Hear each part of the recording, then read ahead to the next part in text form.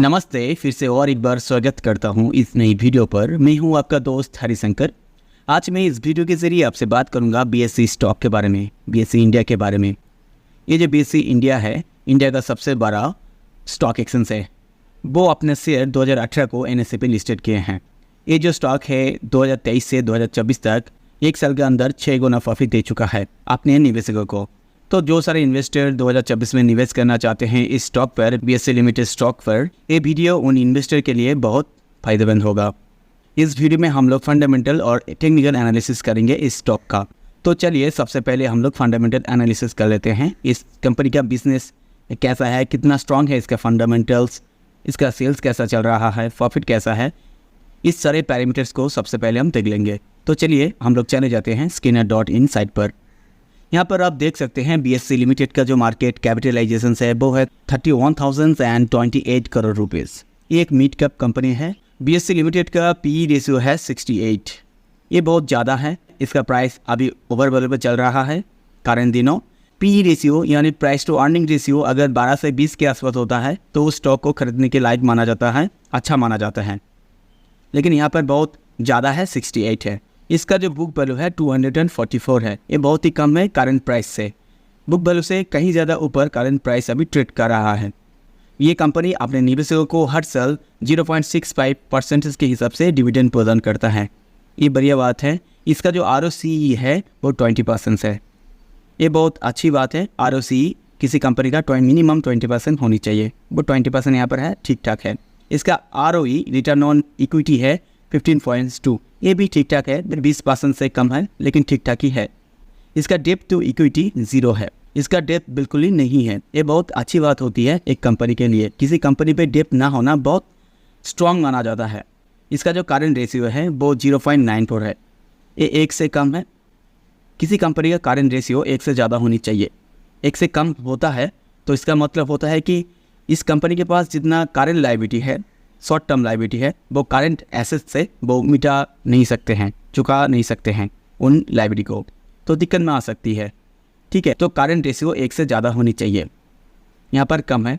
इसका जो quarter sales है मार्च 2024 का, वो पिछले साल मार्च 2024 से 110% इंक्रीज हुए हैं। बहुत ही ज़्यादा सेल हुए हैं पिछले क्वार्टर से। इसका जो सेल्स ग्रोथ है इस पूरे साल का, वो पिछले साल से 72.2% इंक्रीज हुए हैं। ये भी बहुत बढ़िया बात है। इसका जो सेल्स ग्रोथ है पिछले 3 साल से इस साल 36.2% इंक्रीज हुए हैं। बहुत बढ़िया बात है। इसका जो सेल्स ग्रोथ है पिछले 7 साल से 15.8% इंक्रीज हुए हैं। ये भी बहुत अच्छी बात है। तो इसका सेल्स ग्रोथ देखकर ये लग रहा है ये कंपनी का सेल्स बहुत ज़्यादा है। 7 साल से इसका सेल्स बहुत अच्छा खासा हो रहा है। चलिए इसका प्रॉफिट देख लेते हैं। इस कंपनी का मार्च 2024 का प्रॉफिट पिछले साल मार्च 2023 से 20.6% ग्रो हुए हैं। ये बहुत अच्छी बात है। इसका जो प्रॉफिट ग्रोथ है इस साल का पिछले साल से 122% इंक्रीज हुए हैं। बहुत ही ज़्यादा इसका प्रॉफिट ग्रोथ हुए हैं। ये भी बहुत बढ़िया बात है। इसका जो प्रॉफिट ग्रोथ है पिछले 3 साल से इस साल 36.3% इंक्रीज हुए हैं। बहुत बढ़िया बात है। इसका जो प्रॉफिट ग्रोथ है पिछले 7 साल से इस साल 11.1% इंक्रीज हुए हैं। ये कम है लेकिन ठीक ठाक ही है। तो इसका प्रॉफिट ग्रोथ को भी देखकर ये लग रहा है इस कंपनी का प्रॉफिट भी 7 साल से अच्छा खासा चल रहा है। लेकिन यहाँ पर एक बात गौर करनी चाहिए, वो है कॉन्टिजेंट लायबिलिटी।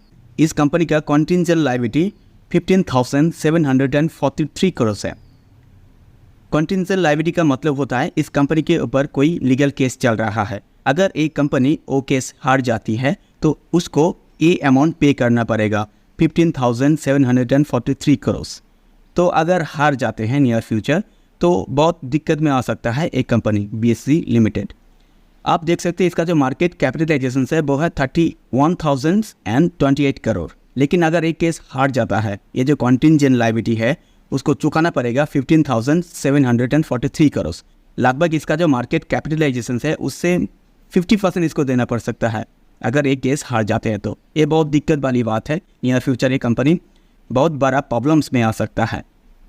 ये एक बात गौर करने वाली चीज़ है। तो इसका फंडामेंटल्स पैरामीटर्स को चेक करते हुए ये लग रहा है इसका प्राइस बहुत हाई है। इसका पी रेशियो देखकर भी ये लग रहा है। और इस कंपनी के ऊपर कुछ लीगल केस चल रहा है।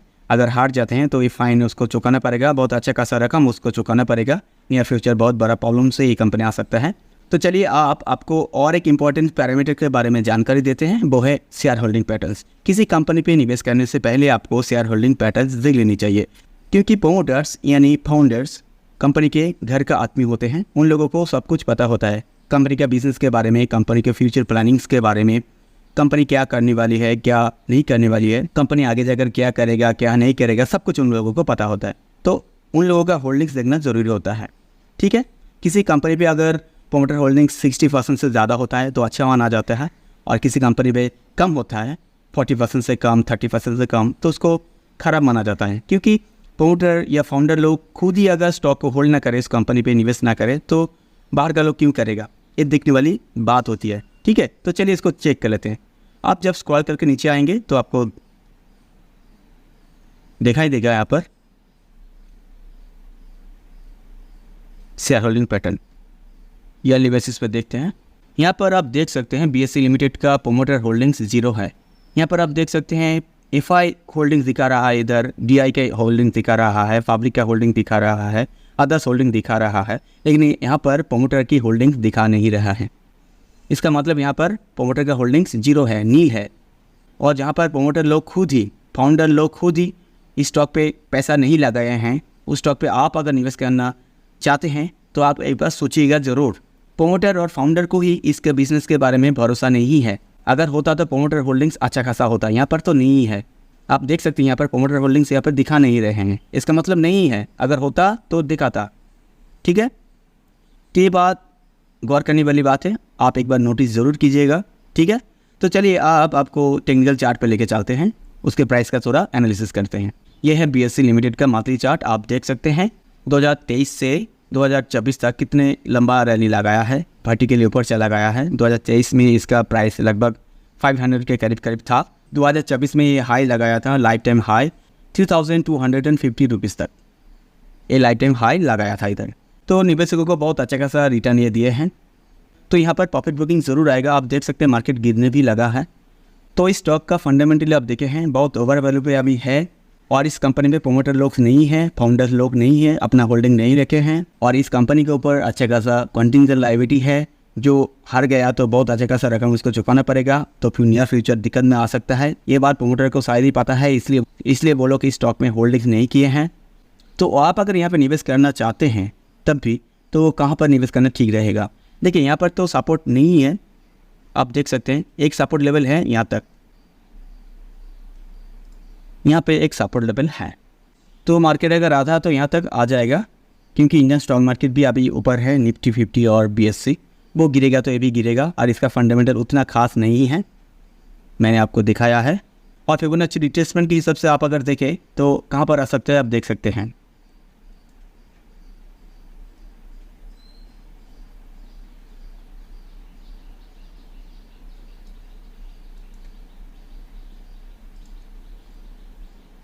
38% रिट्रेसमेंट तो लगभग ले चुका है। इस लेवल से थोड़ा ऊपर जा सकता है, कंसोलिडेट कर सकता है, लेकिन इसका जो फंडामेंटल है वो 50% तो आएगा ही आएगा, रिट्रेसमेंट 61% तक भी आ सकते हैं। तो आप अगर इस स्टॉक पे निवेश करना चाहते हैं तो 61% लेवल तक आपको वेट करना है, वो होता है 1514 रुपीज़ लेवल तक। यहाँ पर बाई करेंगे तो वैल्यू बाई होगा, तो आप वेट कीजिए, क्योंकि इसका फंडामेंटल उतना अच्छा है नहीं, और ऊपर से इंडियन स्टॉक मार्केट भी लाइफ टाइम हाई पे है, वो करेक्शन लेगा या कंसोलिडेशन ट्रेड पे जाएगा, थोड़ा ऊपर जा सकता है, इससे भी थोड़ा हाई लगा सकता है।